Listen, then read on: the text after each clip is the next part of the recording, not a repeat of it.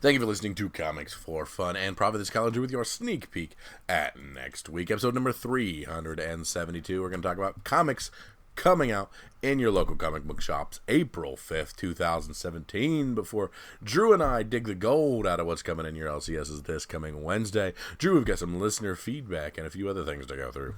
Yeah, first and foremost, we want to thank a couple of listeners that have, through the kindness of their hearts, sent us gifts. We want to thank Michael Lamb. He took pity on us for our inability to find image tribute variants for the throwback covers from the 20 years ago in the early homage covers, and sent us a stack of those, and we think that is really cool, and thank you very, very much. That was very nice of you, Michael. We appreciate that. But he sent them to Drew, so I'll more than likely never see them. We've already talked. Kyle is lying, and he has dibs on the ones he wants, and I get the rest. And Eric from Cowabunga Comics has also sent a nice care package, and I sent it to Kyle, so I'll never see that. But that may be more true. What did he send us? He sent you a nice little version of let's see, the Rebirth number one, a cover, or excuse me, a different printing than you have on that. Nice. Some of the quarter books, the Walking Deads, the Red Sonjas, the Vampirellas. Very cool.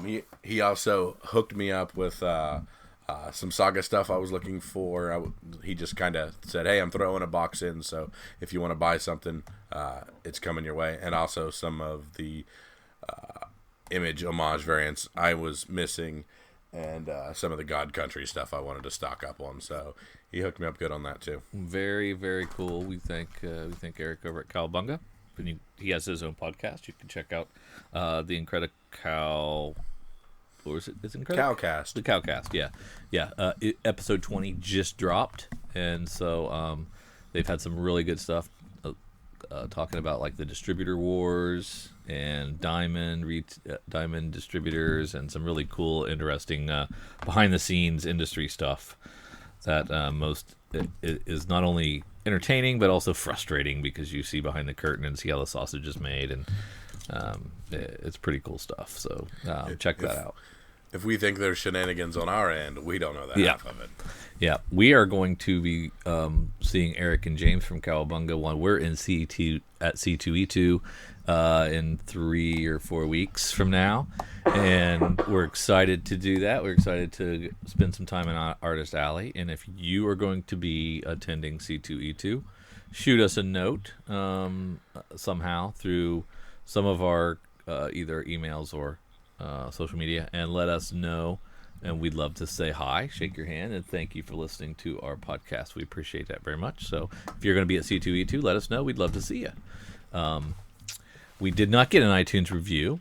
Wah wah. Yeah, that's okay. You guys have done really well. We're in the 30s almost. Or did we get 40? Did we hit 40? We have 40 reviews, not necessarily, or 40 ratings. 40 ratings, not quite 40 reviews yet. So we're still we're still moving in the right direction, and we appreciate those of you who have done that. So thank you. And you can get all these links and ways to contact us through our website, comicsfunprofit.com. So feel free to check that out. And someone has done that. So the first person to do that was Adam Walsh, and he is from the UK, one of our UK listeners. Hi, Kyle and Drew, big fan of the podcast. I have a tough question I'd like to pose for you and any listeners who want to join in. If you can only get 10 comics each month, what would they be? These are the rules, though. Assume all comics are on a monthly schedule. They must be current continuing series, so not listed as a mini-series. They must have at least 3 issues published. And his 10 are Walking Dead, Saga, in no particular order. Walking Dead, Saga, Paper Girls, Lazarus, Batman, God Country, Killer Be Killed, Black Monday Murders, Black Hammer, and Moonshine. Would love to hear your picks. On a different topic, I am a UK listener. 2000 AD was my comics gateway drug, and I still enjoy reading it today. It has highs and lows like any anthology, but is still an overall solid read. Have you guys ever tried it? Keep up the great work, Adam. First and foremost, I read 2000 AD once. Kind of like heavy metal, right? I read it a long time ago. I haven't checked it out for a while. I'll probably check it out again. Sounds cool. I sometimes really like anthologies. Kyle, I'm guessing you've never read that. I have no history with 2000 AD. Do you have a top 10? I do. Now, he said Batman, so like my Batman and my Nightwing, that's counting as one book. I don't have to make two off my list. No, it's Batman or Nightwing. You don't. If Detective is your favorite, I would give you Detective or Batman as. Yeah, no, you. No. They're two. Those are two separate books. Those are two separate options, but they're double shipped. That's not.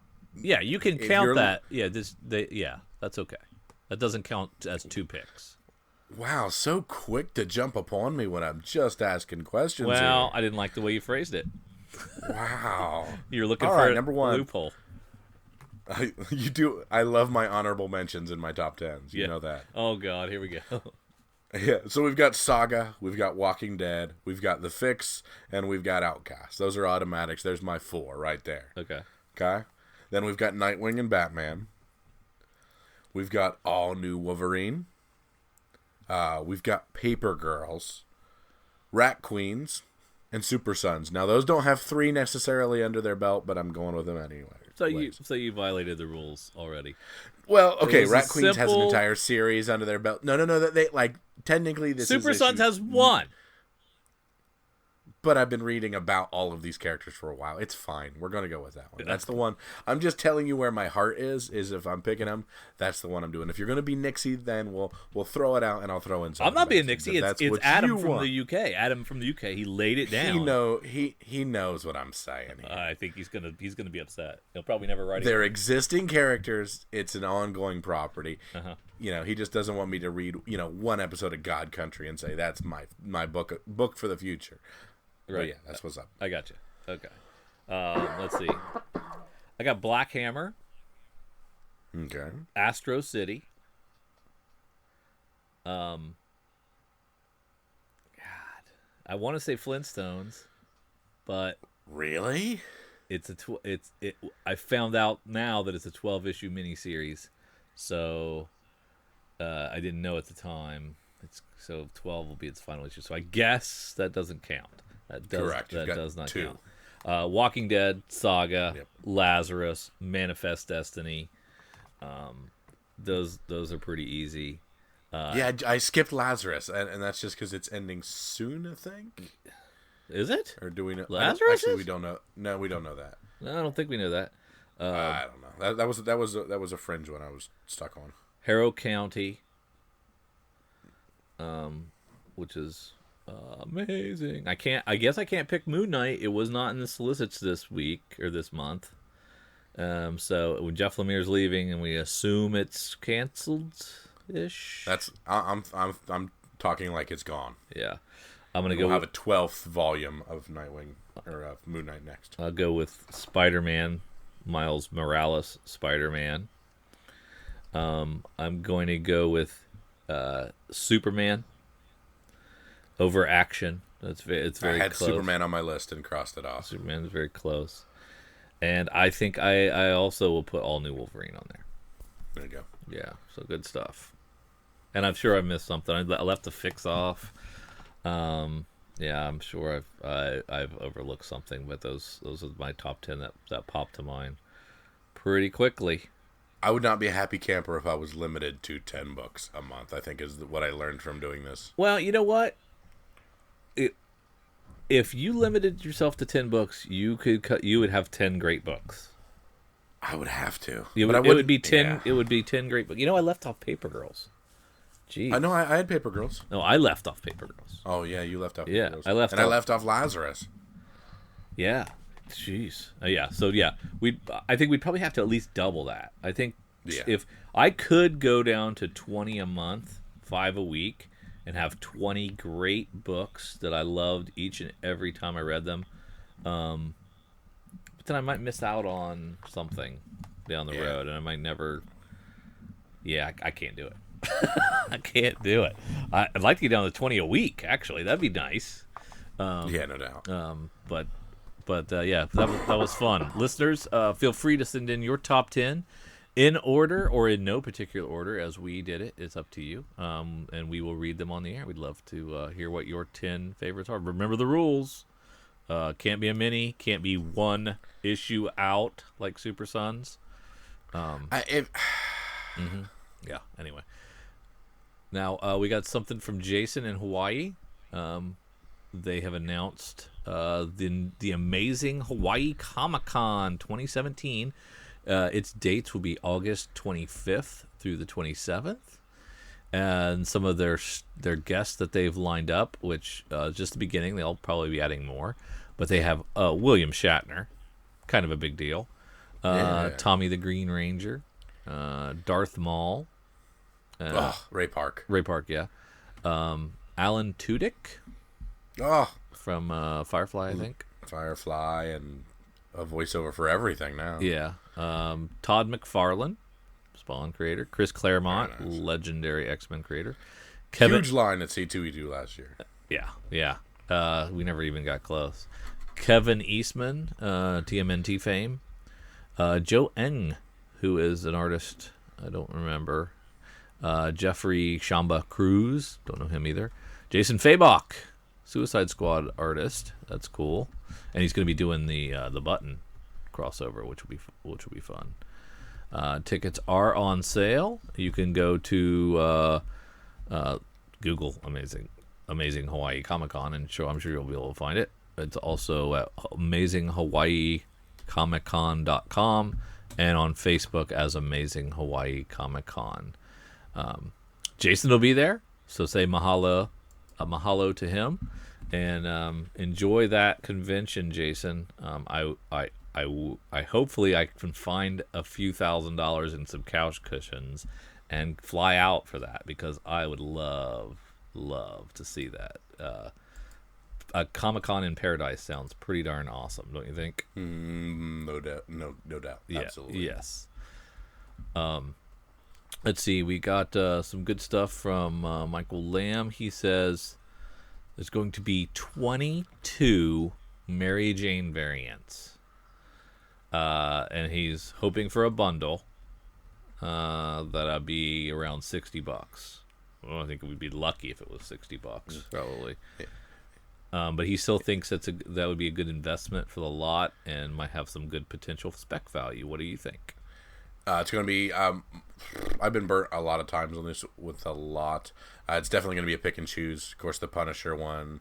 There's some standouts to me, but I'm definitely not a big fan of All In. If it's a really good swing on the lot, maybe. But I've always found that pick and choose is the best bet for those kind of things. I did the movie variants bundle. Yeah, and I did well with Prince, Purple Rain, but outside of that, they weren't really that big of a deal. Yeah, I've got the movie variants, I've got the selfie variants, and then I just ordered all the Venomized for Marvel. Oh, really? Yeah. How many was that? 22, something like that. Really? Jeez. He's just started watching Jessica Jones on Netflix, and it is fantastic. I was wondering if the current ongoing series is worth checking out. Well, I'm not watching. I watched Jessica Jones. I really liked it. I thought it was a great series as well. So it made me check out the relaunch of the Brian Michael Bendis Jessica Jones, and it has been wonderful. I have really, really liked it. The first arc just finished, and it was a great one, and it'll be a great trade. So 1 through 6, I think, is already done. I don't know, Kyle, if you've checked that out at all, but it's really good. I watched the Netflix series, did not run to the book. It's worth it. He is super excited about Pestilence from Aftershock Comics and agrees with Kyle. The covers are going to be amazing, all done by Tim Bradstreet from the Garth Ennis Punisher Max run. So they're going to do a bunch of variants, I guess. Is that what he's saying? I think he's just a regular cover artist. He's a regular cover artist. Okay. Yeah. How awesome does Justice League look in the new trailer? And then it says it's a two-parter. He also asks how Spider-Man, what we thought of the Spider-Man trailer. So Trailers looked. You've seen them both. Go ahead. Yeah, I've seen both the trailers. I really liked it. I mean, Justice League has been scaring the crap out of me just because there's so much on Wonder Woman and Justice League to kind of resurrect the DC movieverse. Yeah. But I like what I'm seeing from the Justice League trailer. You can't beat Aquaman riding shotgun on top of the Batmobile. It looks good. There's a lot going on. It's a lot of fast-paced action. I like it. The Spider-Man trailer looks awesome. I love the stuff of the I'm nothing without the suit. So we kind of get to work backwards from that. Looks like a ton of Peter Parker with his good friend, his high school friend that's not Genki and not the other guy that we thought it was, but a separate guy. It looks like there's a lot with them that looks good. Tons of Iron Man in that. I'm surprised at just how much Iron Man we have in those trailers. And Vulture looks amazing. Yeah. In those trailers. So both of them super hyped for. Both of those theater trips for you. Yes, those are. I want to see it, and I want to pay the extra buck for the XD theater for them. Really? Oh yeah. Okay. Yeah, I give the slight edge to the Spider-Man. It looks fun. I guess I kind of like this cooperation between Sony and Marvel. Did you hear what the female head of Sony Pictures talked about? The Spider-Man loan-out run ending after the sequel to Homecoming. So it looks like it's only like 5 or 6 movies that Spider-Man will be loaned out for. 2 standalones, and then Infinity War, and then we had him in the previous Avengers, and I think maybe one other, I can't remember. So it looks like after the sequel to Spider-Man Homecoming, he will not be a Marvel crossover anymore, was the hint that we got there. So enjoy it. Enjoy it while it lasts, I guess. Okay, very cool. He also says, I am all in on Shirtless Bear Fighter. I think this could be the next saga. A dude that punches bears in the face? What is not to like? Well, Michael, I'm gonna have to pass on Shirtless Bear Fighter. I say that, but I'm gonna read that first issue. Oh yeah. He says the 1 in 25 variant for Harley's Black Book #6 shot from $20 to $50 overnight. Could be one to watch in the future. I missed the boat on that one. The first 5 1 in 25 variants did the exact same thing and then dropped back down after a few months. Oh, so maybe it'll cooling off. We got something from Wolf Warner. He may have he thinks he may have an Inhuman bias because of his love for Moon Girl, Ms. Marvel, and Mosaic. But he still thinks Inhumans Prime was a darn good read. Both things can be true. You definitely have an Inhuman bias because of your love of Moon Girl, Ms. Marvel, and Mosaic. I didn't read Inhumans Prime, so I can't tell you if it was any good or not. I'm guessing no. But if you liked it, that's all that matters. There you go. That's all I had. What else is going on? I think that's about it, sir. Well, then let's get on over to our sneak peek at next week. All right, let's have it over to previewsworld.com. I'm going to bring up April 5th, 2017. We'll see what's coming out in your local comic book shops as Drew and I head publisher by publisher down through the ranks to find what kind of gold we can find in our LCS. So, Drew, let's start where we always start. Let's start in Dark Horse. The first week of April is always one of my favorite months because usually January, February, March have been somewhat lackluster. Sales-wise, they have... Now they start to ramp up. Usually, April, May, June, leading into Comic-Con season, the stuff starts coming out that's really cool, and of course, first weeks usually get the heavy hitters. So let's see if that holds up today. In Dark Horse, no. Well, I have Slayer of Pestilence #2. Okay. I got the first one as well. It's a 3-part series that's kind of an expansion on the Slayer of Pestilence music video, and this is the second out of 3. From I haven't picked out. I didn't actually read that one, but I hear very good things about it, and I am ordering all 3 of those. Very cool. Other than that, let's head on down to DC. Mm-hmm. Well, we've got a couple of Aquamans here. They're referring to a Deadwater. Are you reading Aquaman? I'm super behind. I dropped it, and I don't know if Deadwater is a new character or not. Can't answer that. Sorry. Glad to see that the I Am Bane storyline is finishing, and looking forward to the next storyline. This has gone on just a little too long for me. Yeah. A la Scott Snyder runs. There's your Flintstones #10. Yeah, and now it's really bittersweet. There's only a couple of those left.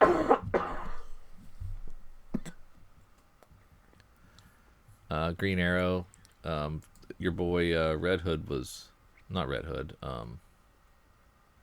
Arsenal. Oh, Arsenal. Okay, yeah. Arsenal has been in the last couple of issues, and it's been okay. It's been okay, but I'm getting close to it needs to do something fun, or I need to get out of there. How about you and Green Lanterns? You doing anything with Green Lanterns anymore? I couldn't. I really tried this one. I thought, okay, Rebirth is a good time to bop on. But yeah. I'm just not a Lanterns guy, and I'll keep trying. They got me with little things like Laura Fleas and a few issues here and there, but I just never stick. Yeah. And that's more of a me problem than them, I think. I am jumping back on to Harley Quinn. I haven't read anything of hers for a while, so this is a new storyline, Red Meat storyline. Well, the cover says Red Meat Part 1. The solicit says Deadly Sin Part 1, so I'm not sure what the real one is called. And, of course, Frank Cho doing the cover B. But it has a backup in this first issue by Paul Dini. That's a Harley Loves Joker story that he created her, so that might be good. There you go.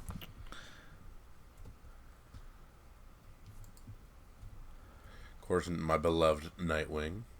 Nightwing Must Die, Part 3. We got Superman 20. He is back from kind of discovering. Boy, I will spoil the heck out of this if you guys aren't caught up. So, last action really kind of buttoned some things up and made some retcons and changed a bunch of things. So, really, really curious as to where we're going to go from here. And so you got the Clark Kent reveal. Not only that, I mean, the last action was it was crazy. It was crazy with the amount of stuff that it kind of smoothed over, I guess, or fixed from. What are your 52? thoughts on that whole thing, on that character specifically? It was okay. I liked it. I liked it. I have a hatred for that specific the way that's been used multiple times and was used again this time. I absolutely hate that. So that's a thing I don't like. But other than that, I understood why, and it was able to put a nice bow on things. Yeah. Maybe too nice of a bow. I think. Some things like hey, which it's fixed. Don't ask any more questions. We fixed everything. Now, because it cleared so much up, do we need to have that book? Is that a keeper book? I don't know. I don't think there's. No, probably. I don't think there's anything in there that's should be good. Fair enough, sir. Yeah. Anything else in DC? No, not really. All right, let's head on down to IDW. Animal Noir, weren't you doing that? I never read it. Oh, it's not anthropomorphic enough. Never mind. That's not your thing. I have it sitting there, but I haven't read it. I don't know if I'm gonna. Brutal Nature? Nope. No. We do have Kill Shakespeare Past His Prologue, Juliet, #1. That's a heck of a title, a mouthful. Yeah. Written by Connor McCreary, with art by Corin Howell and a cover by Simon Davis. Juliet Lives, the newest chapter of the award-winning Kill Shakespeare series, flashes back to 5 months after the death of Romeo, where Juliet is mourning yet another loved one, her mother.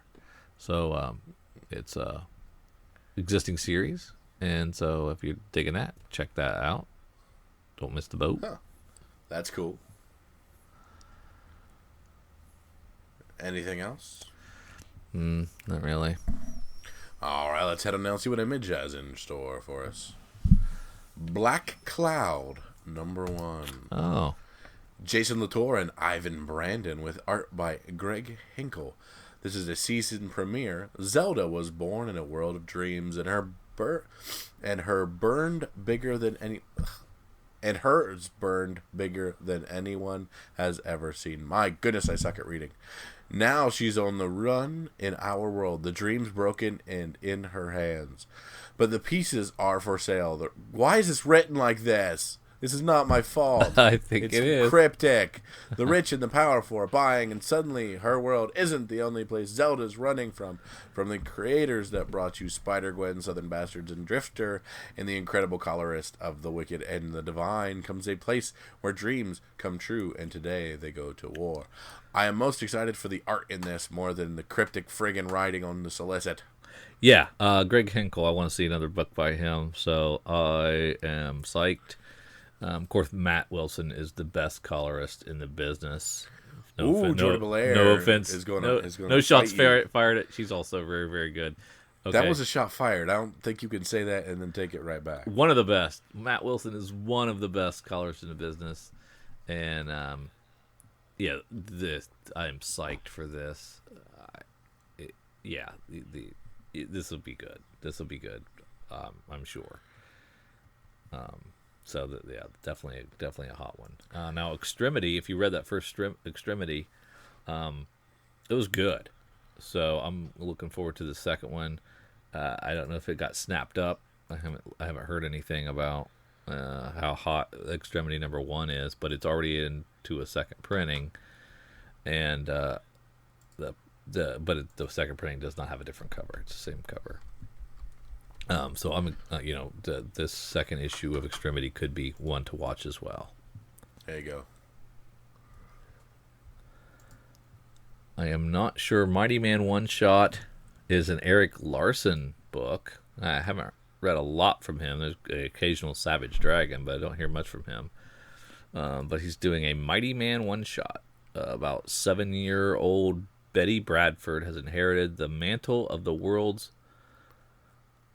mightiest man. Now she trains to take on the role of the world's greatest superhero and face her biggest challenge ever. Mighty Man comes with our highest possible recommendation. So Eric Larson doing the writing, though, and art by Nikos Koutsis, which I think I've seen around. Yeah, a one-shot, unheard of product. Best of luck to you, but I might pick it up, but I just don't know.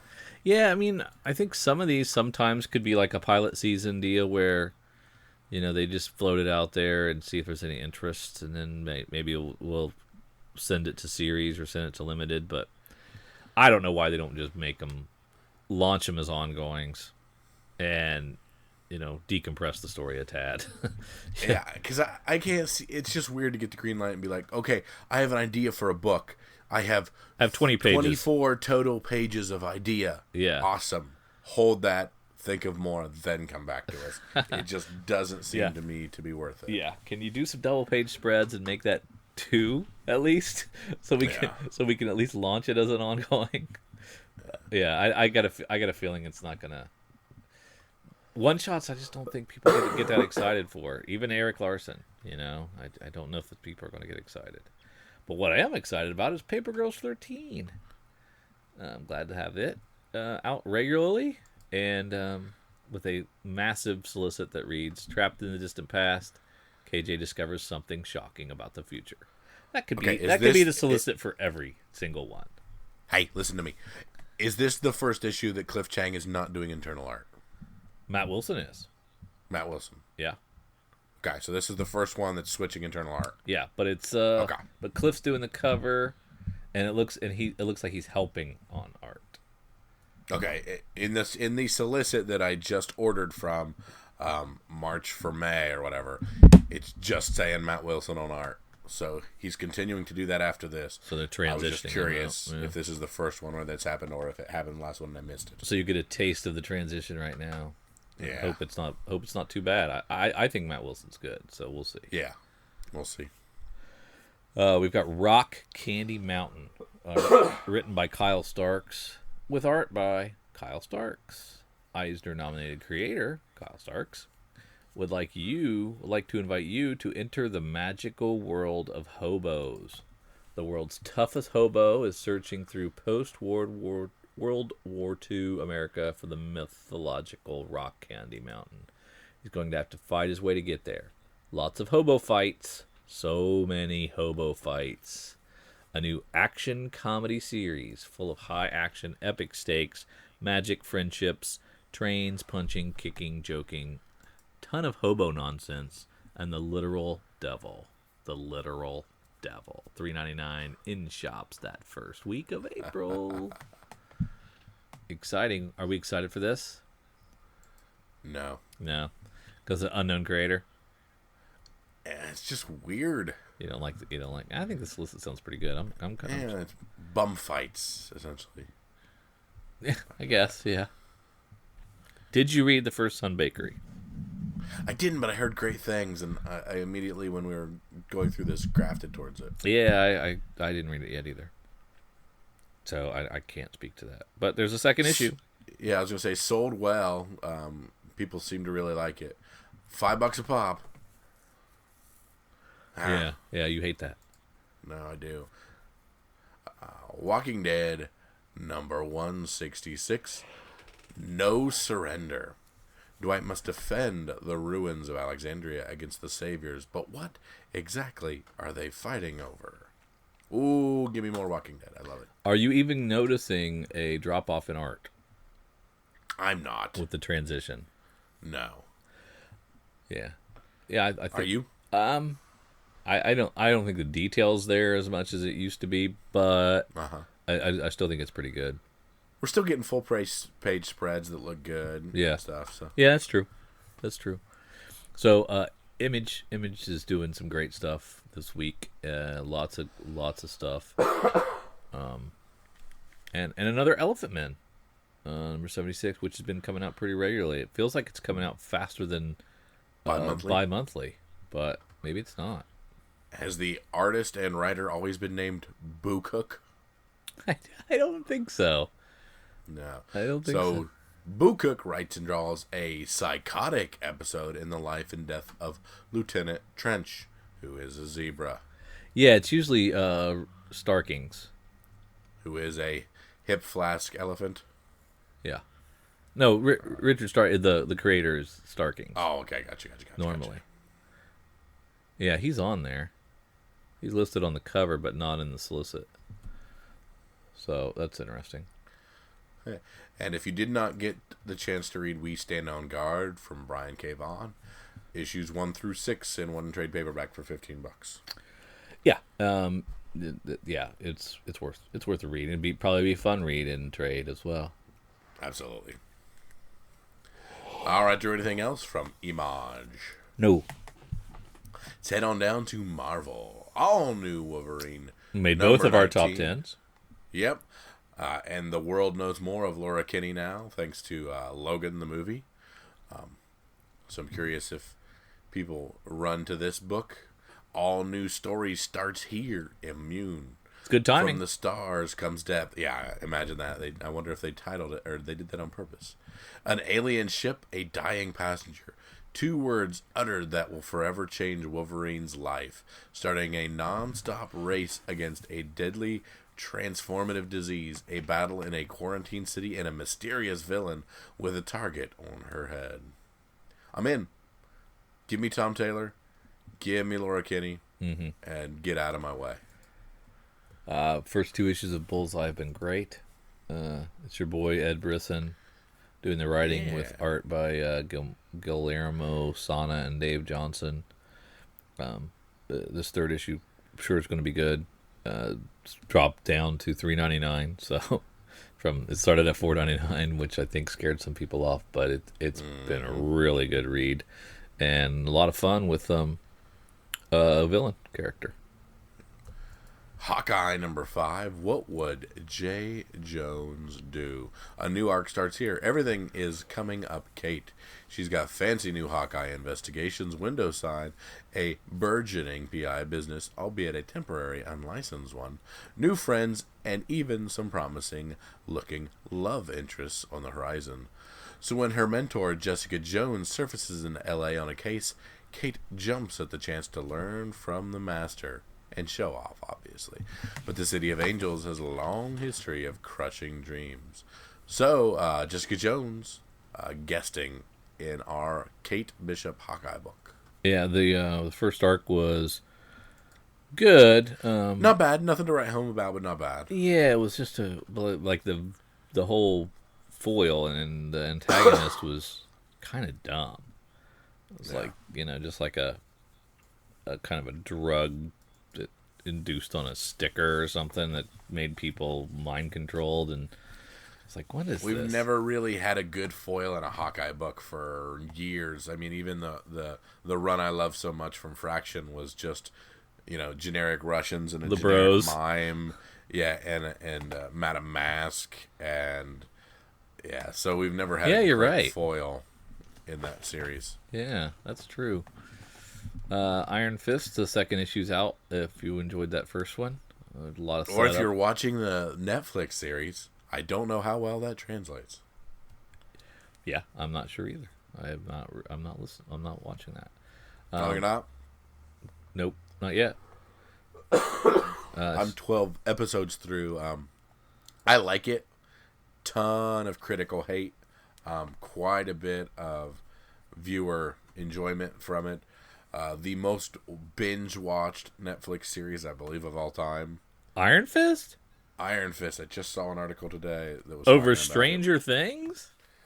I think Stranger Things is kind of one you want to just sit down and you want to really focus in on and watch. And whereas Iron Fist can easily be kind of used as background noise as you do other things. So, Iron Fist was pretty good. I enjoyed it.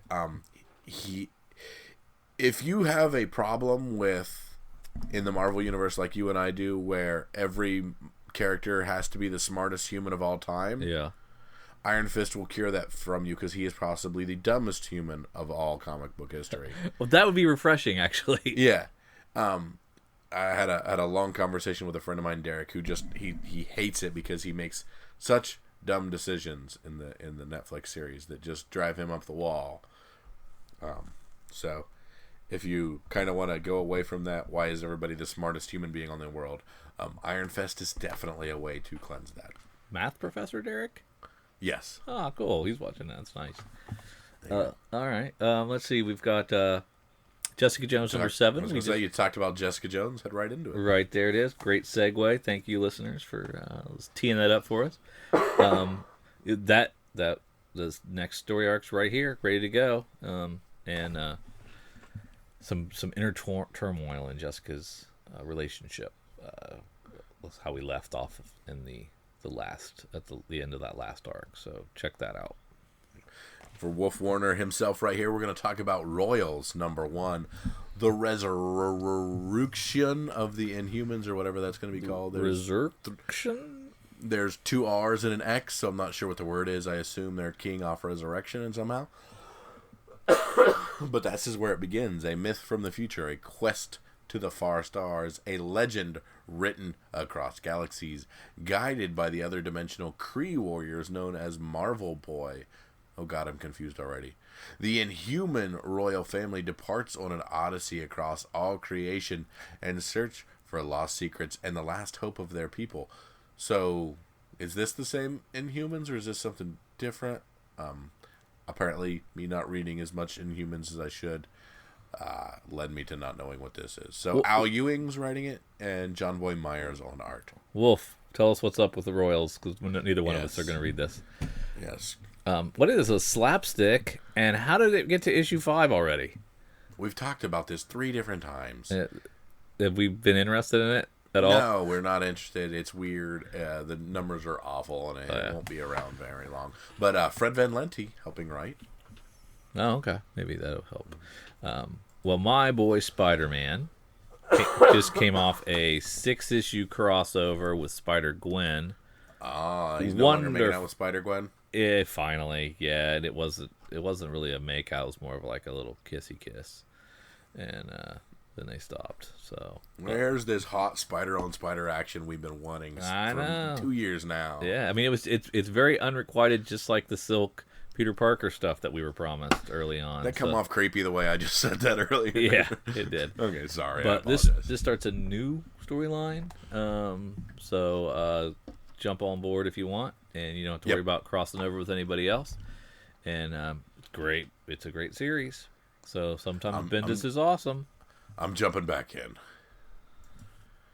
Spider-Man Deadpool, we do not have our creative team, so feel free to skip this one. Really? Yep.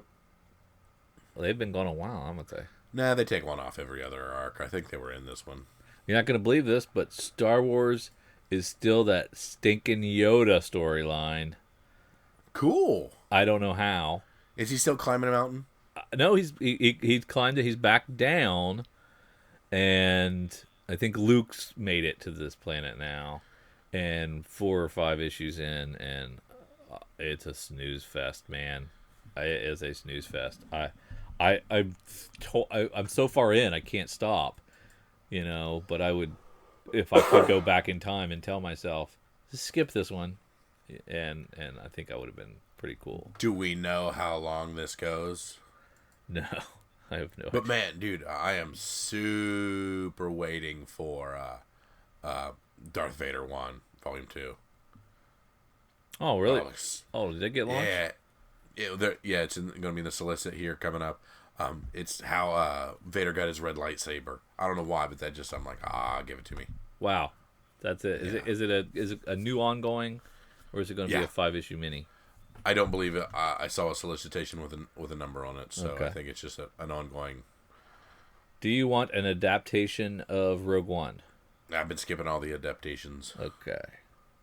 I do want my own copy of True Believers Giant Size X-Men #1, just like I wanted my True Believers Wolverine versus Hulk #1, which is the 181.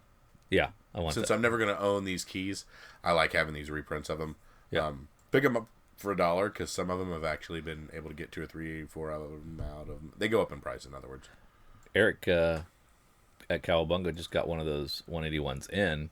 Is a 7.0 CGC or CBCSs. I can't remember which one he got it in. But it looks really pretty. And he'd sell it to us and the listeners for around $1,100. There you go. If you want that key, go to Cowabunga. You get a lot of keys in there. Yeah, I think it was $1,100. I hope I didn't just lose him money. You just short sold the crap out of it. Yeah. Did you see X-Men that $350 hardcover slipcase?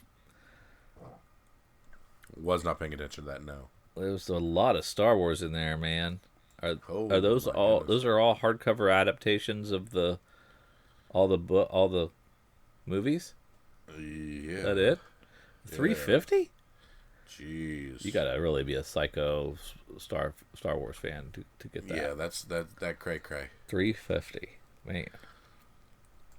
X-Men Gold #1. Mark Guggenheim writing.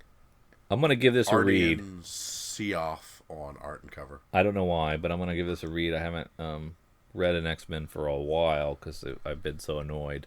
So I'm gonna check this out. It's just hopefully this is the right one to hop back in. From the ashes of IVX, an all-new team of X-Men rises. Xavier's dream comes full circle as Kitty Pryde takes the reins and assembles a squad of the most iconic X-Men to fight at her side. Storm, Colossus, Nightcrawler, Old Man Logan, Prestige. They are X-Men Gold, and they're on a mission to be Earth's finest heroes, even when that means defending those who hate and fear them. Brought to you by an all-star creative team of Mark Guggenheim, which we know from X-Men, S.H.I.E.L.D., and television's The Arrow, and Adrian Seoff from Batgirl, Superman, Batman, and Bright as Day. A new beginning for the greatest heroes of all starts here. $5, of course, because we can't do a number one at Marvel without gouging $1. Never can we do that.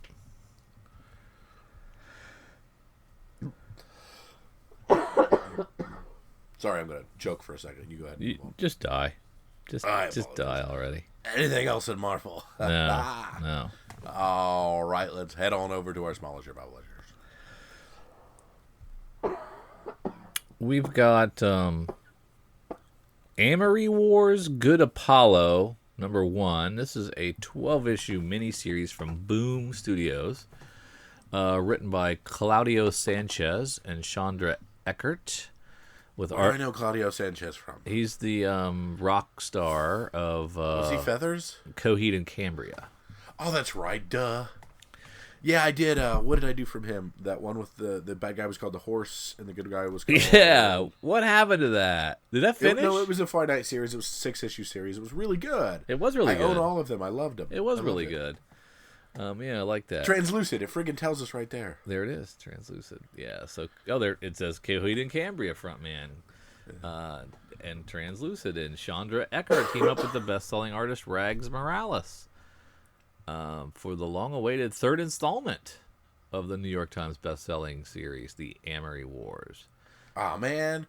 See, I was excited for this, but it's an existing property that I know nothing about. It's an existing property that has had decent spec value in the previous volumes because of its rockin' connection, and has done really well. Kind of like Umbrella Academy with Gerard Way, and the ones that what's that punk band, the frontman that put out some comics. I can't remember.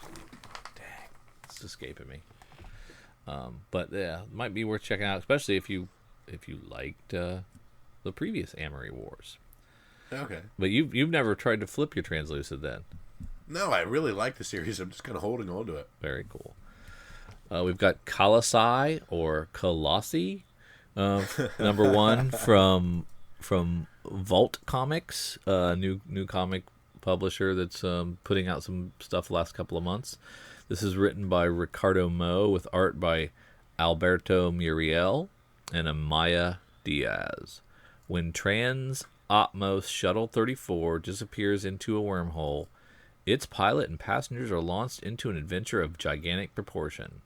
Lost in an oversized parallel universe, the group must put aside their differences and unite to survive a hostile environment. But the biggest threat they'll face is the one that's hitched a ride on Shuttle 34.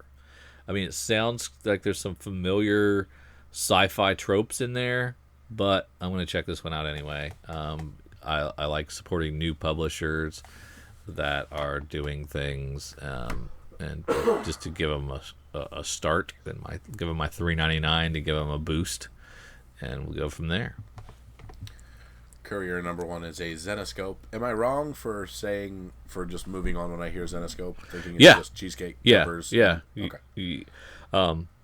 You're totally wrong, because Okay. I like multiple books from them, but I like cheesecake. So I was gonna say that's your wheelhouse. I don't know. I'm just trying to figure out if I think it'll be a good story or whatnot. Well, I mean, it's not Watchmen, okay, but Evil Heroes was good. It was a good. Okay. It was a good 6 issues, and Spirit Hunters is a fun ghost Scooby-Doo type of story that's a little more adult than that. It's pretty good.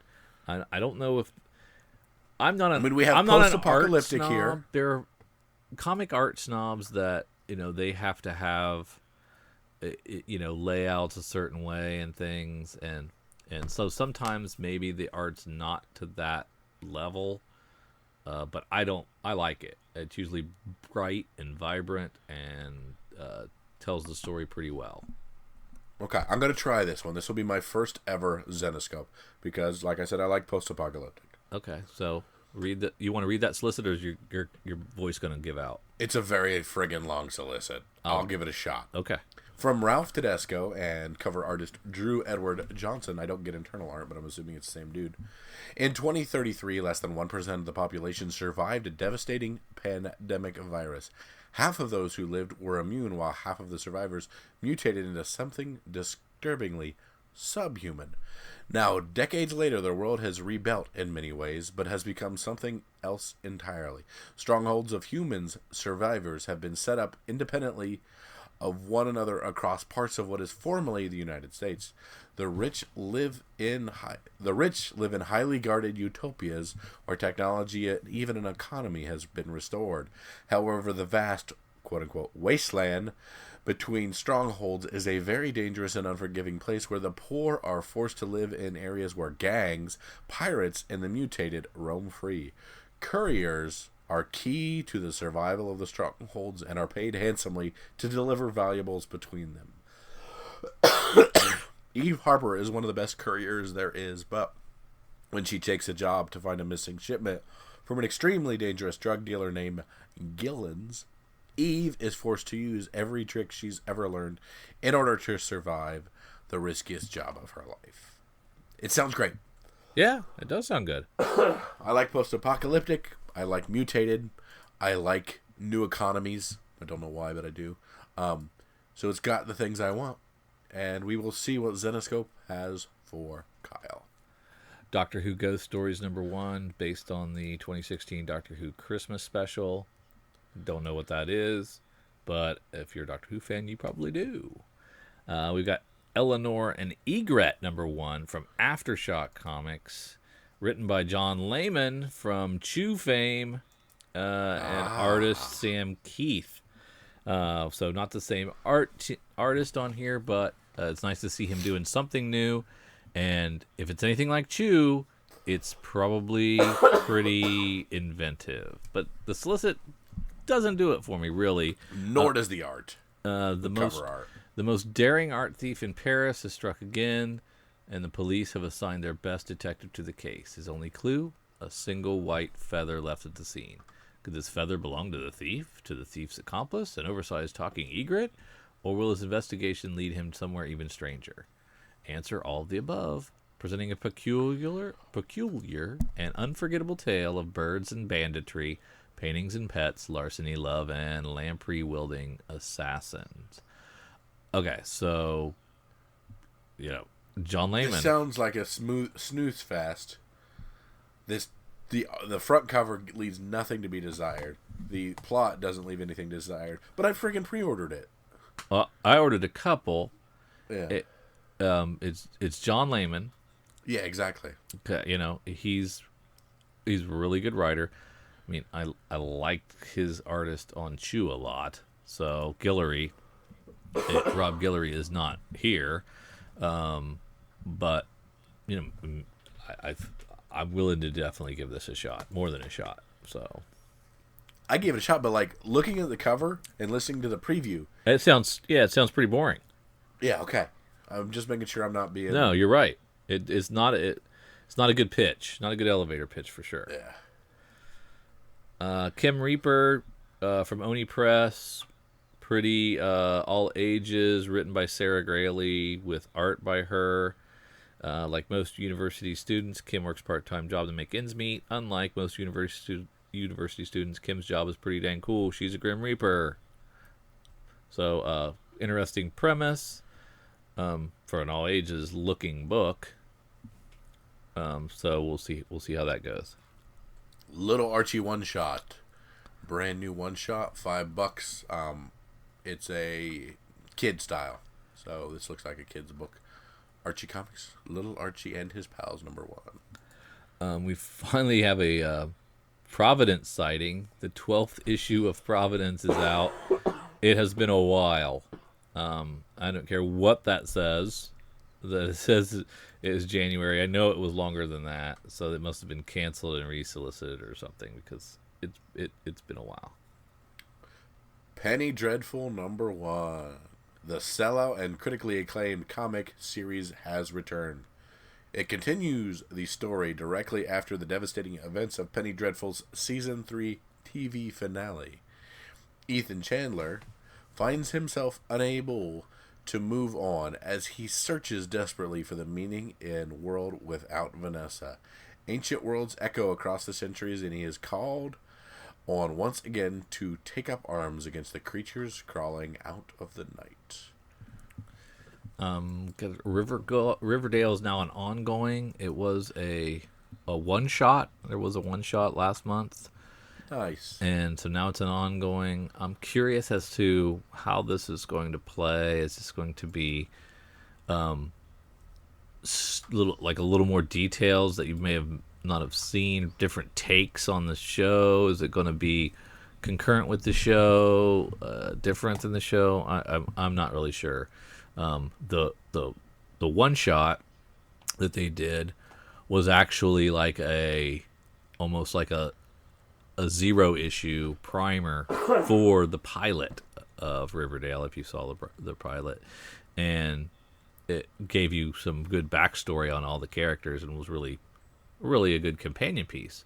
But now I'm curious as to how they're going to continue to do that, because the show is the show and it's just going. I don't know. It'll be curious. Maybe a Walking Dead situation. I don't know. Huh? Who knows? Stay tuned. Yeah. Another Tank Girl is out. I never liked her. Not her personally, but I never liked the books that well, so I will be checking that out. Not necessarily my thing either. Anything else, Drew? No, not really. Nothing's jumping out at me. Part of the podcast where I ask you what your book of the week is. What's the goal that you need to dig for, that we need to have, and we think we'll make a little bit of money and offset all these books we like to read, Drew? It's Black Cloud. It's putting all my chips on Black Cloud, and I just think it's a great writer, great artist, image book, everything I love about spec no-brainers. So that's what I'm going with. Very nice. I'm not real sure if Royals is going to be anything for Marvel, or if X-Men Gold is necessarily going to be anything for Marvel. They haven't been hitting too much on me. I like Courier's #1 from Zenoscope. I'm just going to say that because I think it sounds like an interesting story. I've never spec'd on them before, so take that hat in hand for that. But there's not a ton in my mind that's big money specs worthy other than Black Cloud. I'd go with Colossi over Courier because Heathen, their last month's offering from Vault got hot. So I would say Colossi has a chance of getting hot as well. And if Extremity continues to get the buzz, 2 could be under ordered, and Extremity 2 might be a good one. Yeah, and grab a $1 True Believers Giant Size X-Men #1 on your way through your LCS. Anything else jump out that we need to snag? Yeah, I need to remember to order those because I want that 181, and I want the Giant Size X-Men because I've lost mine. And I think Sun Bakery #2 is going to be under ordered as well, so that may be one to snag up. Yeah. So that's another one to look out for. Anything else, Drew? No, that'll do it. Of course, you can find all our links to everything we do at comicsfunprofit.com. If there's anything that we missed on this podcast, if while crawling through all of these you said, Kyle, Drew, you missed this was the book to have, and you whiffed on it, feel free to tell us that. Tell us what we missed and why we missed it, or what we should be looking forward to. If you're excited about something we're excited about, we'd love to hear from you as well. Of course, find us on any of your social medias, or feel free to drop us a line in our email. We once again appreciate you. Thank you for your time, and want to invite you back next week, where we'll crawl through the next week of things coming out in your LCS. So, for Drew and for myself, see ya.